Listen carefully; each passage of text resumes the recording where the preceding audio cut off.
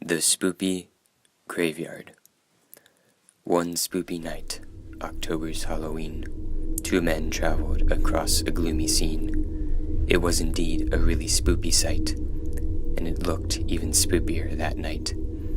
They had come from far away and had no chance to stay their course and attempt to advance past the gates, as which like a flimsy shield, which by any force would force it to yield.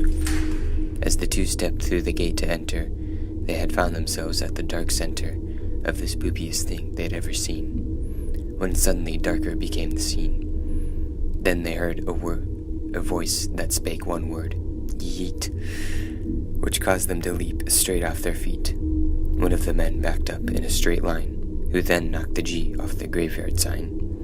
The whole land shook with a vicious tremor. They got spooked again because of the clamor.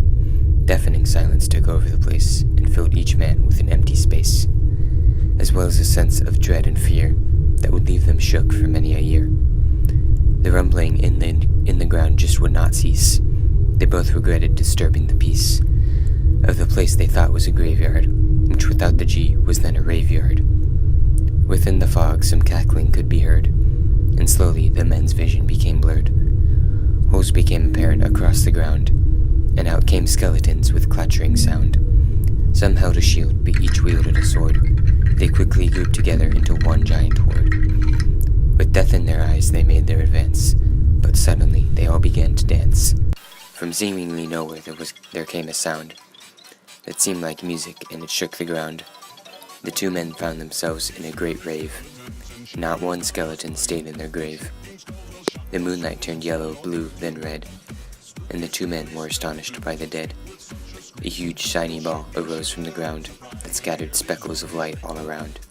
Xylophones echoed all across the plain, louder than any sound from any train.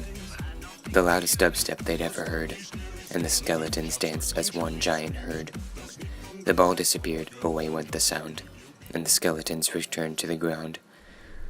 All but one had gone into their old graves, but one stayed out, he, the king of the raves. "Begone," he screeched with a mighty voice, and then, as one, the two men uttered, "Noise." After the encounter at around 9, they placed the G upon the graveyard sign. Because of the decision that they took, the two men would always remain shook. The two men arrived home at 10, but they would never be the same again. When it's Halloween and the bright moon shines, don't knock the G off of any graveyard signs.